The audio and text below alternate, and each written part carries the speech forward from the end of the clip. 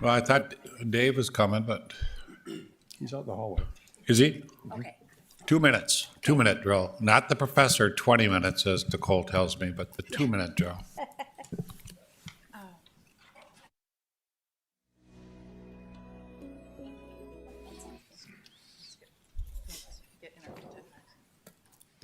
He's just going to pick his lunch out. I think you could start the introduction.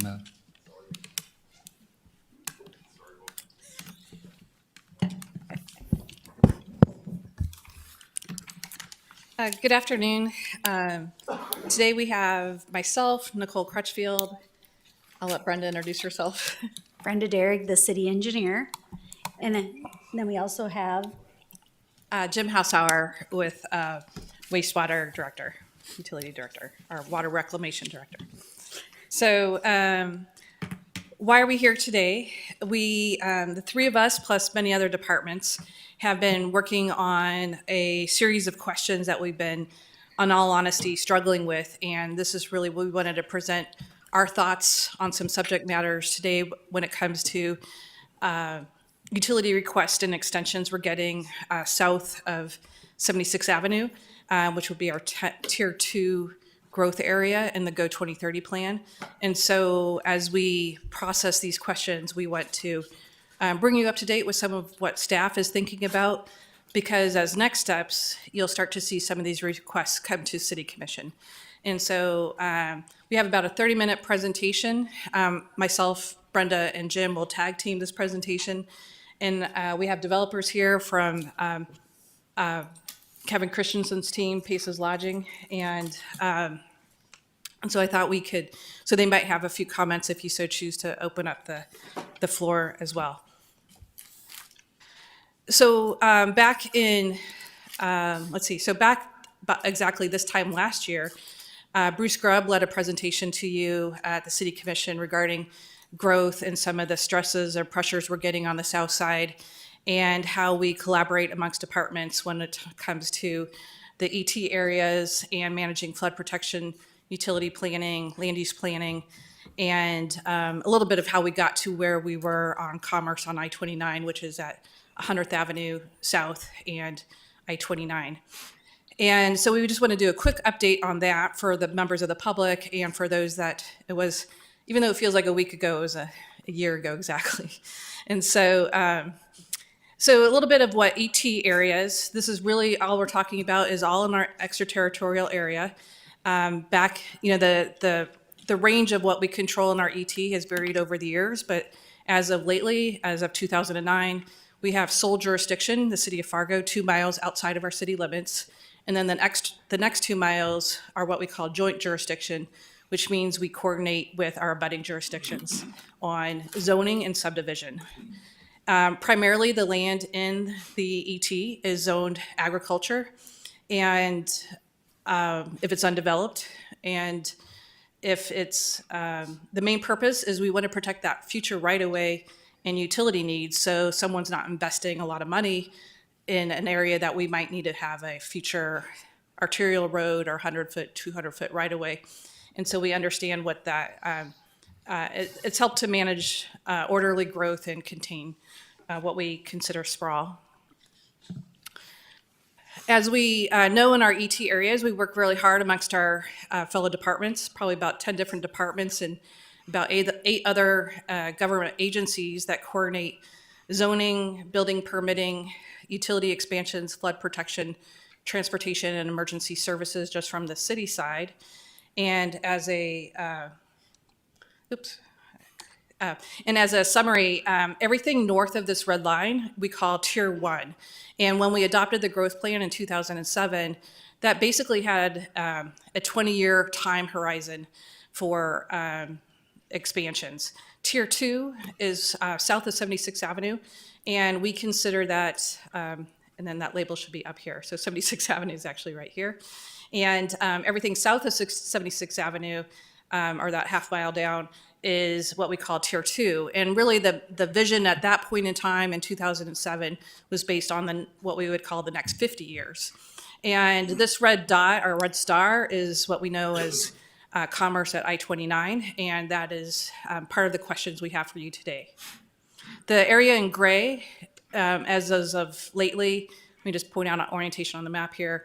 The area in gray is basically built and served areas in our ET that we've consumed since the 2007 growth plan was adopted.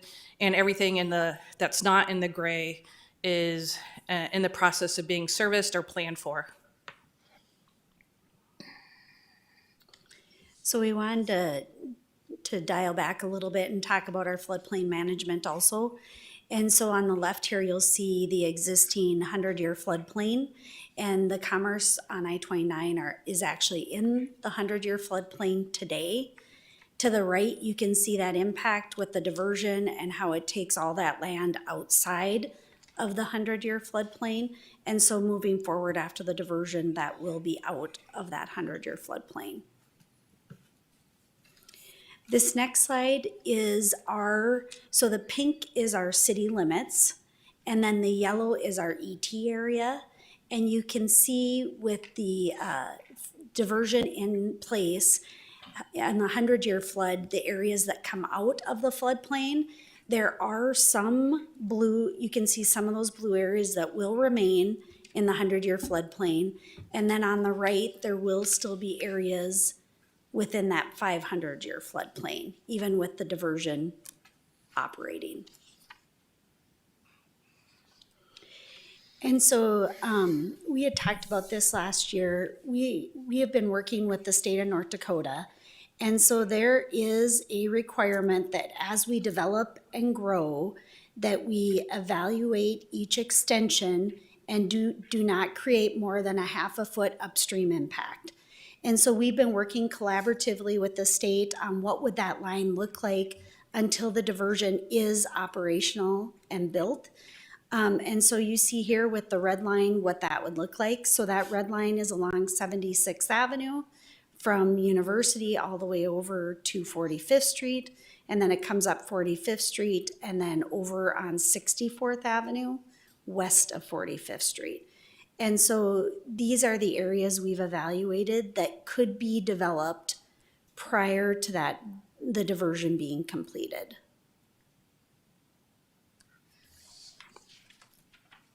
Good afternoon, Mayor and Commissioners. Yeah, I just want to give you a little history of some of the system-wide utility master planning that we go through as far as water and wastewater. We generally mirror each other, so the next two slides are going to be very similar. So for example, on the wastewater utility side, you can see in 2005, we had a large collection system master plan. That was one of the first major efforts that we had over the last 20 years, but it also led to the dedicated infrastructure sales tax that we now have in place for water and wastewater. In 2016, we had a Southside wastewater planning update. 2019, we had a wastewater planning update as well too. And both of these, like I said, water and wastewater generally trail each other for a lot of these master planning efforts. So why master plan? Essentially, it's a proactive way of planning to accommodate orderly growth. You're probably going to hear that phrase orderly growth a couple of times today. Essentially, we identify cost-effective solutions for infrastructure needs, how to pay for them, and it's essentially master plans are living documents that need to be tweaked as we grow and we acquire land. So both, you can go to the next slide if you'd like. So both water and wastewater have a 20-year capital improvement plan. We have sophisticated revenue adequacy models, and essentially we're able to identify infrastructure and how to pay for it. For example, over the last 20 years, we've invested over hundreds of millions of dollars worth of infrastructure, but we still have some of the lowest water and sewer rates in the region. We work closely with planning and engineering for these efforts as well too, essentially to identify the infrastructure and make sure we're not extending infrastructure without a good way to pay for it. I'll be here later for questions, and I'll turn it back over to Brenda. So when we were looking at the Southwest study and knowing that as the diversion comes, we're going to start getting pressures, and then also seeing future development requests in that Southwest area of town. For the first time, it was a very great process. We worked with planning, engineering. We worked on a master utility plan along with a growth plan amendment. And so we collaboratively worked those together. So that was a very exciting process for me. And so here you see what came out of that Southwest master plan. And so on the left, you see the information for the sanitary sewer, and then on the right, we've got the water main. And then diving in deep, what started those conversations was, how are we gonna treat the stormwater, knowing that we have the drain that comes out of the city of Fargo and goes into the city of Horace limits as it extends south. What's the most economical way to provide stormwater retention for this area? And so on the right here, you see we are looking at open channels. This takes away the stormwater requirement as these sites do to develop. So it provides a benefit to the developers also. And we've been having conversation with the developers also. We have been evaluating, how can these be moved a little bit, right? How do we move these a little bit to help those developers move forward with their development? What you'll see though is this is master plan to just south of 76. So right now we have all of our master planning for stormwater, sanitary, and water to that 76th Avenue area. So as Brenda and Jim mentioned, what we're excited about the Southwest area is that we were able to collaborate before we got too far ahead. Each of the departments got together and we actually used the same consultant, Houston, to help us.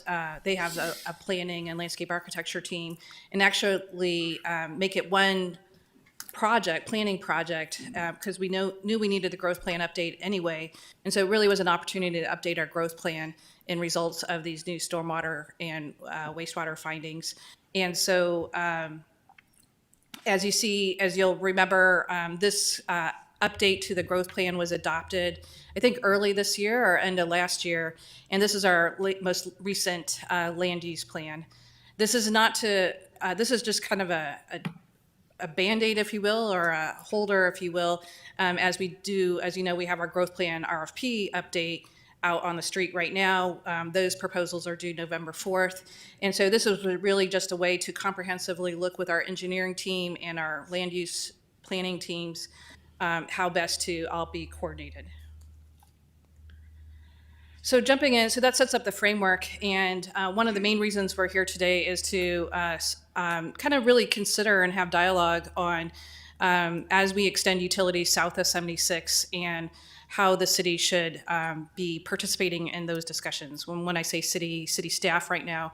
And as we know, just a little back history, I think only a few of you were here back when this was adopted and zoned in 2014.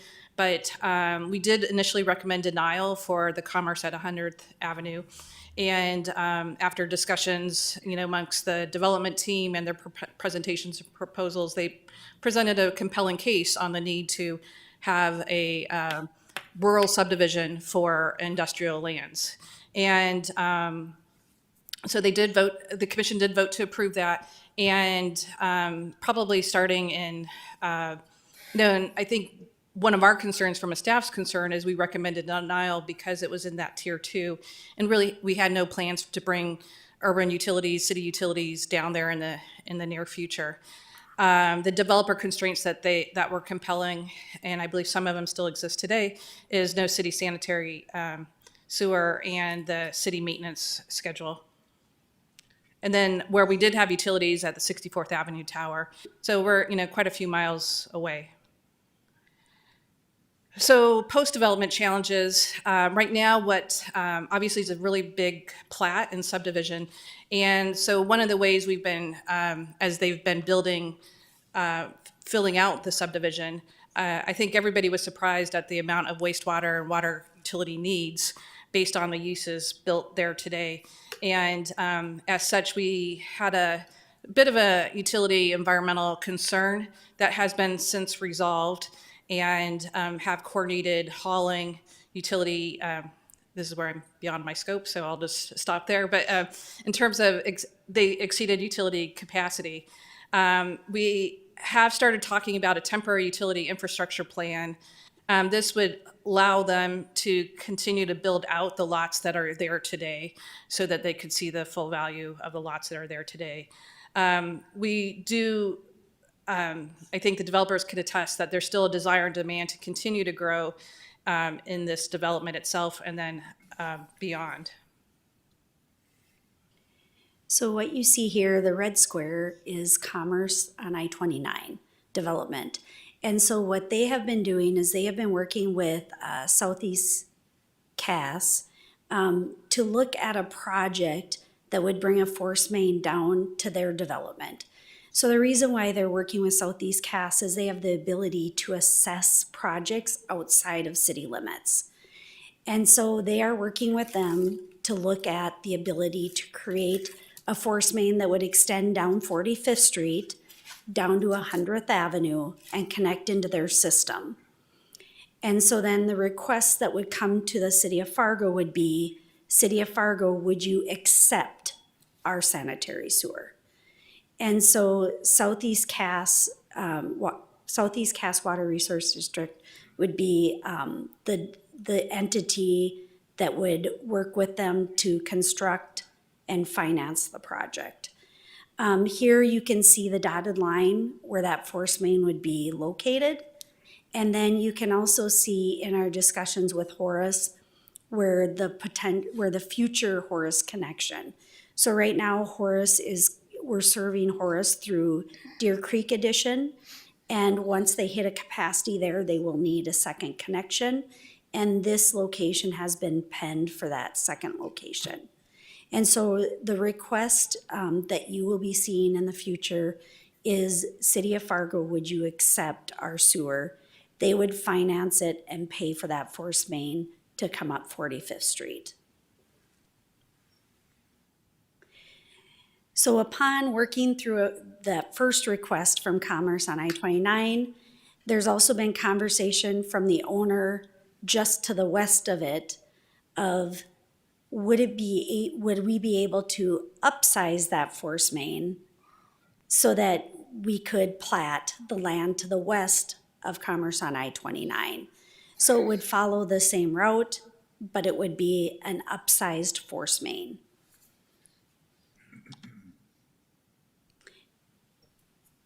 And then here's just a copy of their preliminary plat of what they would be looking at for that area just west of Commerce on I-29.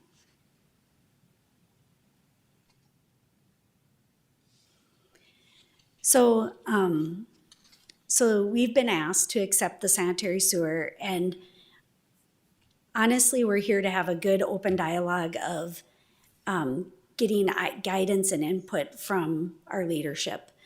So, I mean, some of the questions that Nicole and I have been mulling over is, okay, do we as a city want to take a role in accepting the sanitary sewer? And then what duty does the city have to provide the services with that plat being approved? And then what is the benefit to the city and our taxpayers? And then the issues associated with bringing that sewer connection to the city of Fargo. Are we spurring development outside city limits, or urbanized versus a rural development?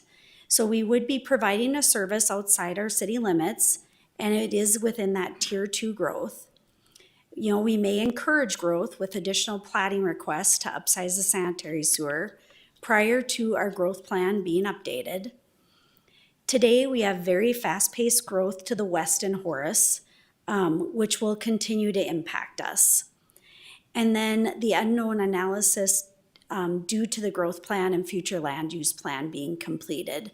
We're just starting that RFP selection, and so we're really not quite there with that growth plan update. And then in regards to the second request of, we're still wrestling with the questions on the first request to Commerce on I-29, which is already platted. And so now we have a second request to expand that service line. And right now our utility master plan is only to 76th Avenue. That's where we know how we can master plan that today. It would take approximately another year to work through a master plan for that second area going down to 100th Avenue. The growth plan update, was looking to be completed around the end of 2023. The long-range transportation plan will be completed in 2023 in addition to the housing analysis in early 2023. So really, as we consider these, we thought we'd go ahead and share. They're not really recommendations, but we started calling them pros and cons. And then, of course, the pros and cons are depending on from what perspective or viewpoint are they pros and cons. And so I think from a staff's concern, our support or not support, that's where that definition comes from.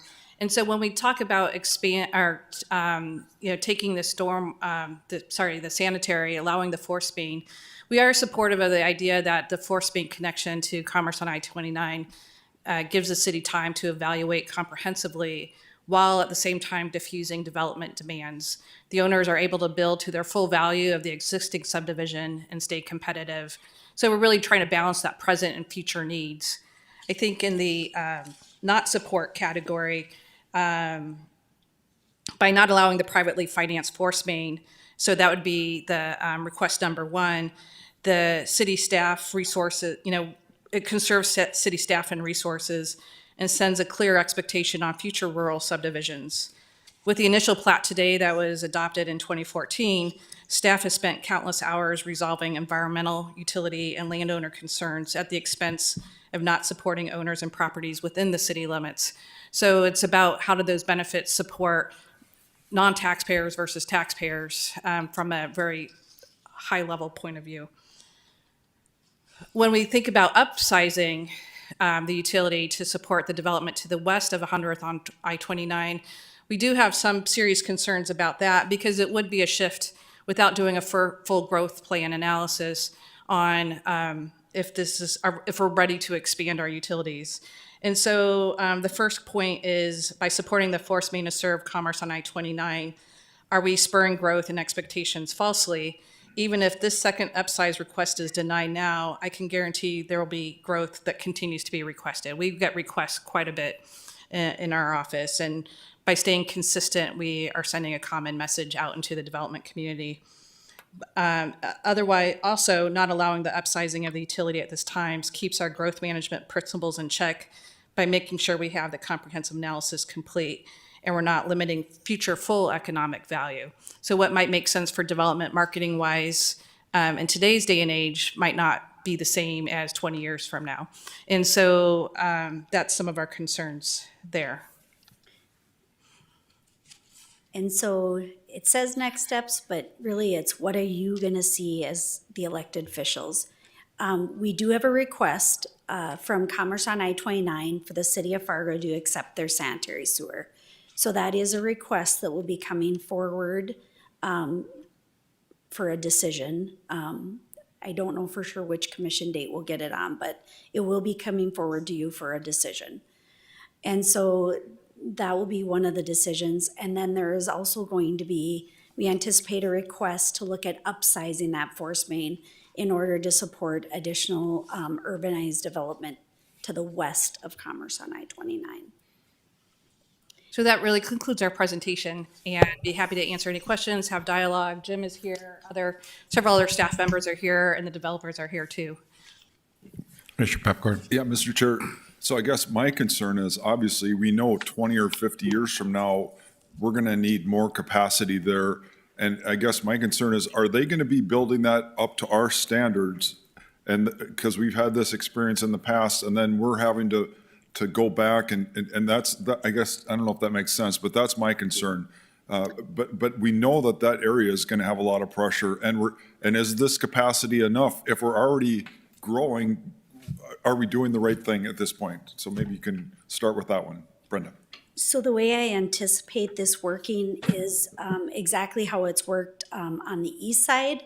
So we have that force main on the east side of interstate that services the residential developments south of town. And so this force main, as it comes up 45th Street, as we extend gravity down and grow, that force main will be removed and thrown away.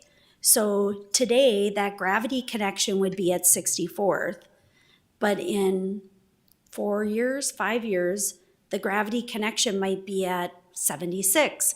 So if Horace needs to come over and make that connection at some point, our gravity may come down to 76, and then that's where their force main would end at that point. And so today, that capacity, dependent on your decisions, would either be just for Commerce on I-29, because that's who made the request to Southeast Cass Water Resource District. And that's who's going to be assessed the cost to do that work. So Southeast Cass will design the plans, they'll bid the project out, they'll oversee construction to make sure it meets all of our requirements. And then they will assess that cost back to Commerce on I-29. Go ahead. More follow-up. So this is a little bit off topic, but so you were talking about that we have flood protection down to a certain level. So that, does that mean the developers don't have to follow the higher standards in the floodplain? Can you talk a little bit about that? So they did have to build to all of our flood protection standards. We oversee all site plans in our ET. What we don't do is we don't protect them from any overland flooding. So they had to build to the elevation of what the top of a levee would be, is what they had to do. But once the diversion gets done, our standards are gonna be lowered, correct? So the Correct. fill and all those things. And so in the meantime, they still have to build to that higher level? That's, so to me, that's a big deal, because I think we need to maybe even delay some of the approvals, because once they get the flood protection done, they don't have to do a lot of the things that they're doing now. So I just think that's a question, and I don't know, I guess I'm interested, what is your perspective? But you get what I'm saying, don't you? Right now, they have to build to a higher level, and the costs for housing are higher because of this. And so if we delayed it, the cost would go down, if I'm not correct. So this will be all commercial zoning of what's being requested today. And so that would still be required to meet those higher elevations. You're correct. They have to put more investment into their commercial building because they're inside the 100-year floodplain and outside city limits. Commissioner Preston? So just a couple of follow-up questions to the earlier ones. So if I understand, and correct me if I'm wrong, forced main, I'm assuming requires some kind of pumping system. Is that Correct. right? Correct. So they're actually going to put in like 2 or 3 miles worth of forced main that meets our standards that will be then taken out as we expand out? Is that what you said? Correct. So what they have today is they have gravity all within Commerce on I-29. And that gravity drains into a pretty large concrete tank. And then what they do is they have a company that comes and pumps out their tank twice a week? Twice a week, do you think, Jesse? Twice a week. And then they pay for them to haul the sewage up to the wastewater treatment plant. And so right now, with the demand on the sanitary sewer, that demand requires pumping their tanks twice a week, the tank twice a week. My question was more related to the financing of Correct. a new main. And so they have the tank there. So they have what I'm trying to get at is they have the facility there to put the lift station on. And so they'll put the lift station then within the tank. And then, yes, they would pay for that sanitary sewer, knowing that as we grow south and we don't have a need for that force main, it would be removed. And then how do we replace it? How do we pay for the replacement specials? Well, so as you replace it, what happens is that's the interceptor sewer. So it gets spread, a local sewer gets spread to the adjacent properties.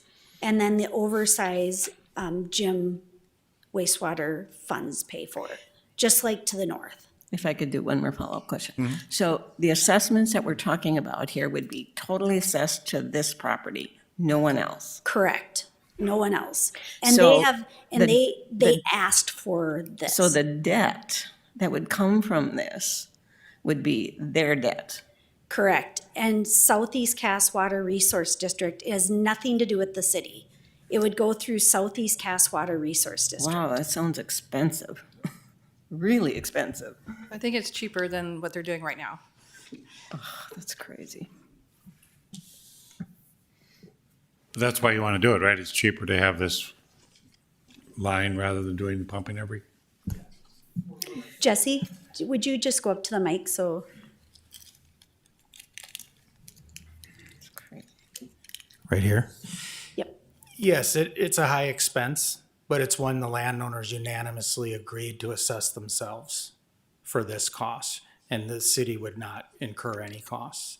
And we realize that as the city comes out there with their infrastructure, that eventually this one would be removed. If I can. Commissioner So Preston. basically, when the city would come out, this property would be double assessed. It would be assessed for the forced main, but then would also be assessed for the city expansion. Yes, Whoa. but those, and you guys could correct me if I'm wrong, but it seems that there's a lag, a time difference with how long it would take for a gravity sewer to reach that point.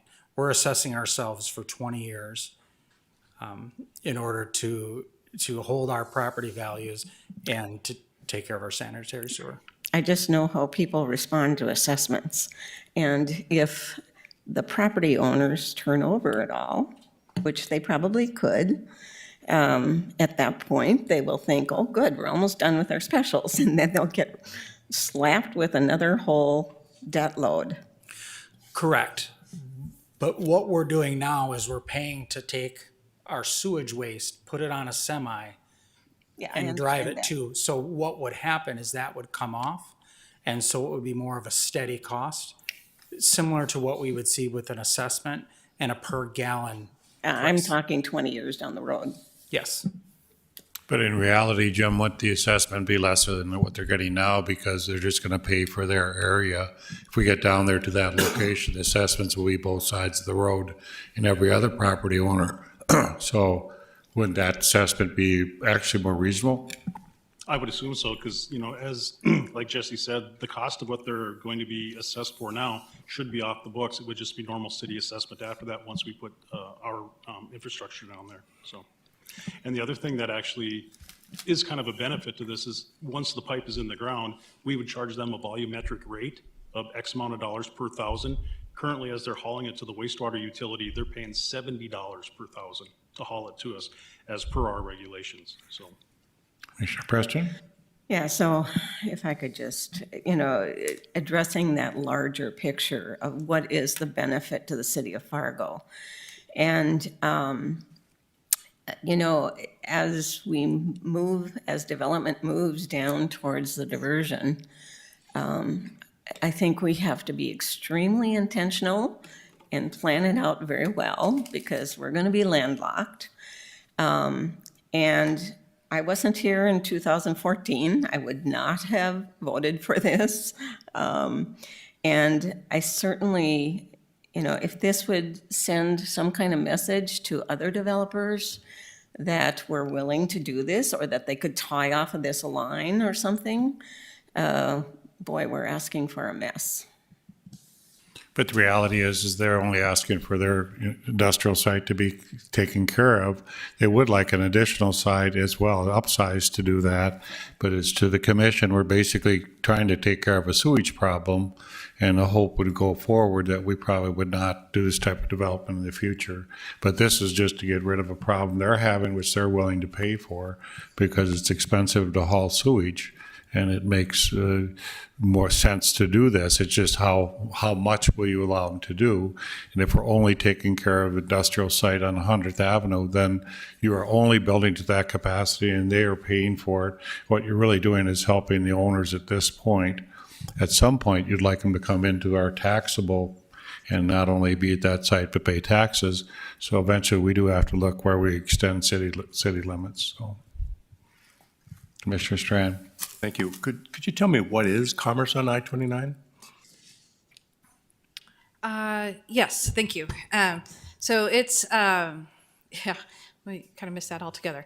So, yeah, so basically it's a platted development, and maybe I'll take this time to introduce Jesse Riley and his relationship with the development team, and because he's a landowner as well. And basically, it's an industrial development that came as a request for a plat and zoning to the city commission. You're going to have to help me with the acreage and the yeah, you'll have to help me with the acreage and the zoning. But basically, it's zone GC, general commercial. And so by right, industrial uses or retail type uses, to get through the utility discussion, since it's in the county, we basically came up with a developer's agreement for this private utility servicing situation that they have today. So basically, what they had today, maybe the version before they had today, what we were counting on is that everything would be, in a tank and private. They have some heavy industrial users out there. That was kind of to the surprise of everybody. I think in our mind, we were thinking, pole barn type of situation. So it's obviously much more than that. We have some really prominent business owners down there and industries down there. And so as a result, we had a failure in the, as I see it, these are my words, kind of a failure in the sanitary sewer, environmental health wise. That was discovered, taken care of. They've upsized their storage and made some other investments to take care of it privately today. And maybe at this point, this is a really great time to introduce it to the owner so they can take it from here. Yeah, I'll join in as well. I'm Kyle Fryer, work with Christensen Companies. So thank you for the opportunity to share a little bit today, answer a couple questions, and move this thing forward, however it's going to move forward. But as was referenced, I guess I wouldn't call it a failure. It's getting pumped out more than what was expected from the septic tanks that are holding it there. So this wastewater, at the end of the day, it's going to the same place. It's just, is it going to come by truck or is it going to, come through the force main is the reality of what we're dealing with today. The initial development was 100 acres plus or minus. It was built to city specs. So when the time came to tie in, as it said, there's gravity feed in there and other things with the streets and everything else from an improvement side. So when the city did reach this to annex it, it was already built and set up that way. All the appropriate inspections were done as it was going forward. And so it was designed to be incorporated into the city at some point in the future. And we understand there's still a big gap of undeveloped land between here and there. But at the same time, it's a good corridor for this. I don't know, you'll get through your planning process, what 64th Avenue, 76th Avenue looks like. My guess is your dreams and visions and plans won't look like this, where you have more of a metal building industrial use from some of those other corridors that will be following sooner here. So we think it's a good location for it. Obviously, some of it's already, progressing. It's underway. The majority of the land or all of the land has been sold in the first development. It has not all been built upon or developed. And so that's kind of going through the process now of future users looking at it. And there's been demand for it. I mean, not everyone wants to be on the north side of town for this sort of use. 52nd Avenue, those pockets there, which maybe aren't our favorite for different reasons as well, are full or filling up in a hurry from there. So within the city of Fargo standpoint, you have more limited, locations for this on where this could be or where it could go. And so we believe this is a good opportunity, a good location for it. As I said, maybe your crystal ball is better than mine as far as highest and best use for this land, but we think this is a good use for it. It allows some of these other corridors that are going to get developed in the not too distant future, 64th and 76, to to be more retail, commercial, residential, mixed use, whatever they end up being, and keeping this sort of use further south of town in a mixed use or flexible space development, I guess, is kind of the new term being used, where it could be office, it could be shop, it could be warehouse, it could be light industrial, whatever kind of fits that category as we go forward there. So, and then, yeah, I've kind of been through this before. I used to live in Oxbow, and so different but the same, kind of discussions that went in with the ability, to tie in. And I know it was much appreciated, when I lived in Oxbow, the ability for, having that sort of a sanitary sewer solution. And we'd appreciate the same opportunity here. Again, kind of circling So back. Commissioner Strand, we take the sewage from Oxbow, which we have for a long time, and they've expanded from 40 homes to 100 homes, and we've had to upsize that as well. This, at the time of the commission, was saw as low-cost industrial compared to north side, and the pitch we got was we don't have anything south side. And I don't think until they put some of the industry out there did they think sewage would be an issue. It would seem like office space, warehouse space, those types of things. They have a marijuana plant out there which consumes quite a bit of water, and they've rethought how to do that. But I don't think when the commission looked at it at that time, they said, we'll take care of our sewage. We all have cabins with septic tanks. Fine, we felt that probably would be how they'd manage it. I think they didn't expect the growth they had and or the amount of sewage. So this is a problematic thing for them, and this thing is they'll pay for it, they'll do it, and they'll get rid of the trucks hauling. But the question to the commission is, do you just take care of this site, or do you expand it and have other industrial sites out there? This isn't our extraterritorial, it's not part of the city of Fargo, so we do not gain taxes or anything by that. So I think at the time the commission did it as kind of a pilot to see how it worked. We've seen how it worked, and I think this would be just an opportunity to take care of the sewage issue, but to stay firm on our growth south of the city, because it's really not within city limits, and it's just helping them take care of a problem they have, and eventually growth will get to them, and at that time they will hook up to us. But I think the other part of your team is you'd love to continue to expand, but this request we have, request number one, is only to take care of their site, their problem at this time, and no further expansion beyond that. Mr. Chairman, however, could I Commissioner Preston. clarify? Because they're asking for additional, right? Yeah, so let me break, what? Can I grab this? Yeah. So there are two requests that we Yes. see coming forward. One, the first request we have in hand from Just Commerce on I-29. And that is, will you allow us to connect and give you sewer through a force main? But through that process, we have had another conversation. We know there's a second request of, Yeah. you're going by our development. Could we add on the land we own to the west to be platted? And that's exactly my concern that I expressed earlier, is that we're going to continue to get requests like that. If I could just ask a question of the developers. Obviously, you didn't anticipate the sewer problem. What did you have in mind in your plan for what kind of development would have happened here originally? I mean, it's only 7-8 years ago. The development is what we expected as far as type of buildings, some of the uses, which you never know how it is.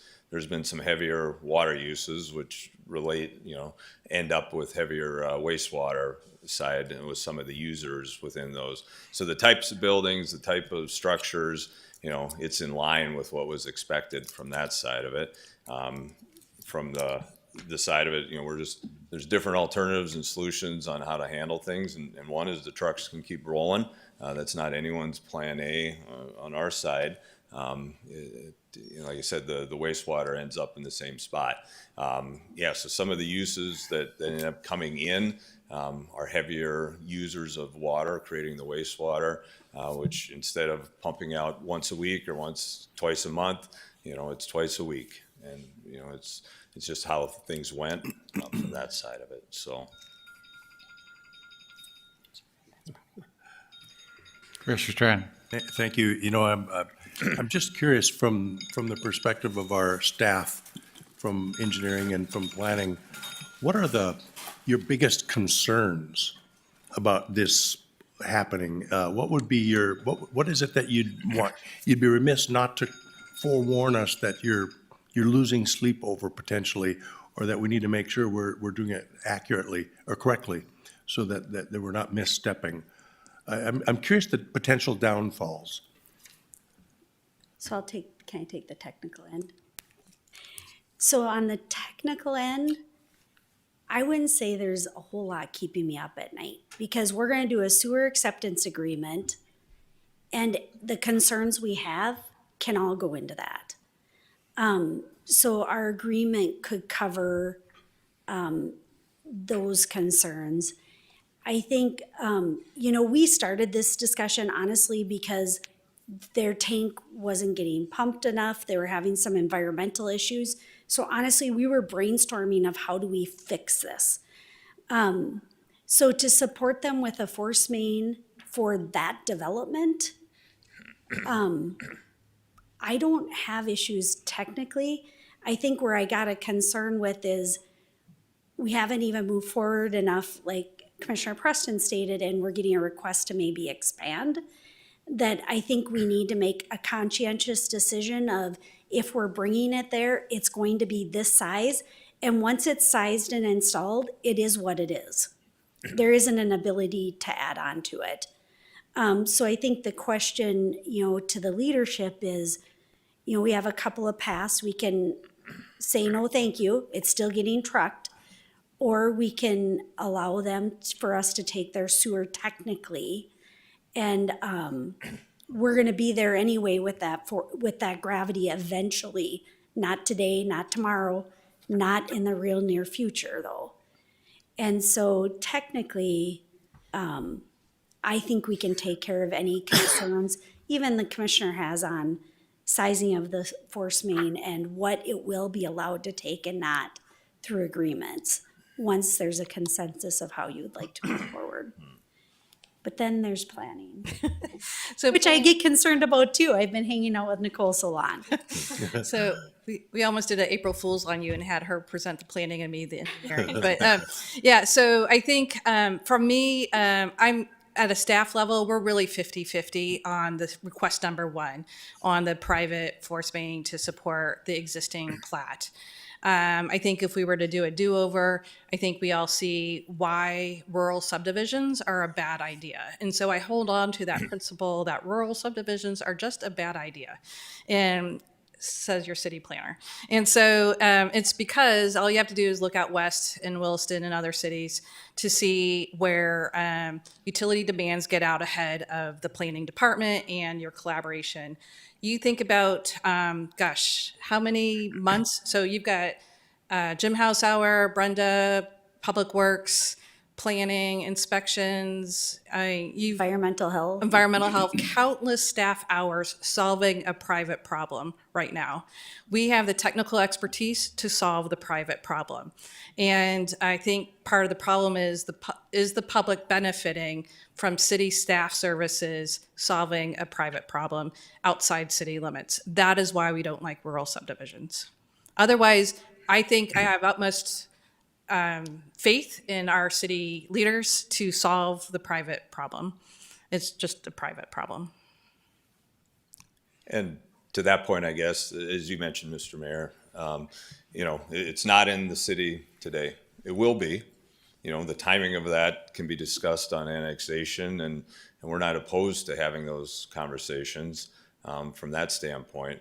The alternative, which is, way bigger discussion than just, wastewater here, is, these users, potential users, they're gonna go somewhere. And so, if there's not land available in the city of Fargo or its extraterritorial area, whether it's, what neighboring community or where will they end up as there's running out of, land for these types of uses within the city of Fargo, especially on the south side of Fargo.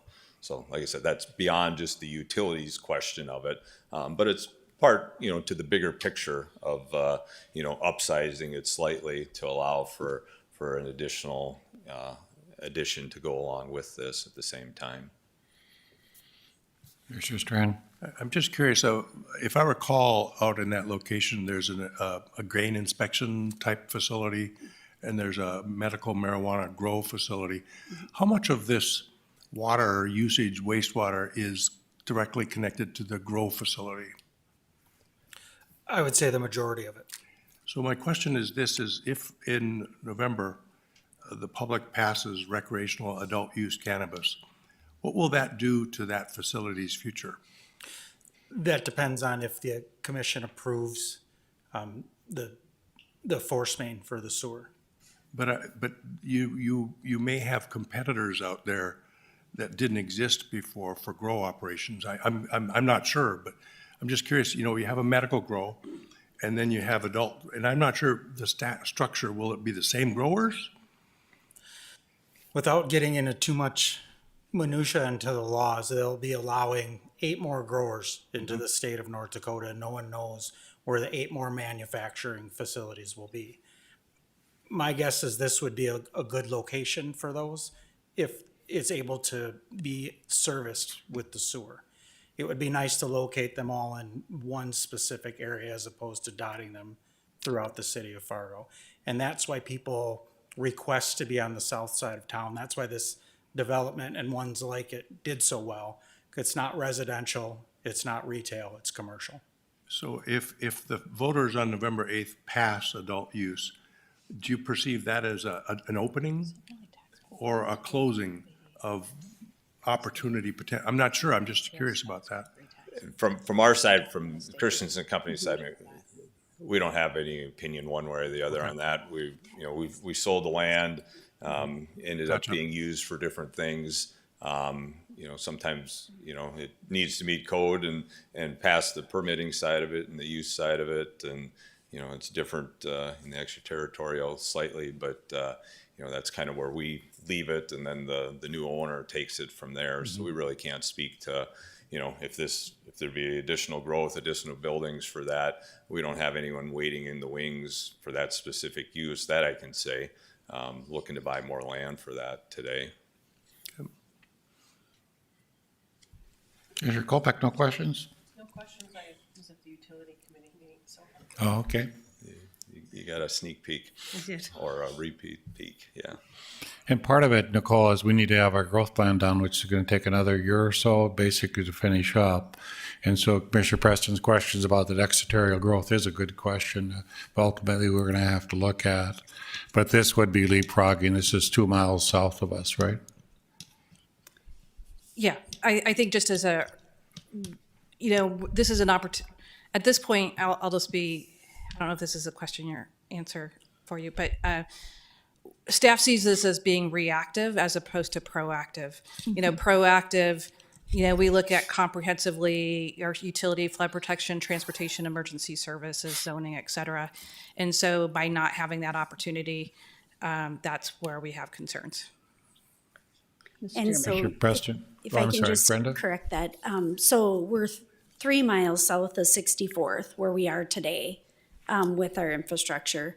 And then 2 miles south of 76, which 76 is kind of that edge of that tier 1 growth. Commissioner Preston? Yeah, if I could just ask a question about the medical marijuana. I'm assuming that owner or that business owner purchased that property. Is that correct? Yes. So was there no anticipation from their part, the water usage? Why was that not considered in the entire process? That's a good question. Okay. I guess let me just add a statement that I don't know that, because I see enough negative consequences to doing this, that the city of Fargo should have to perhaps pay for that lack of due diligence, would be my statement. Any other comments?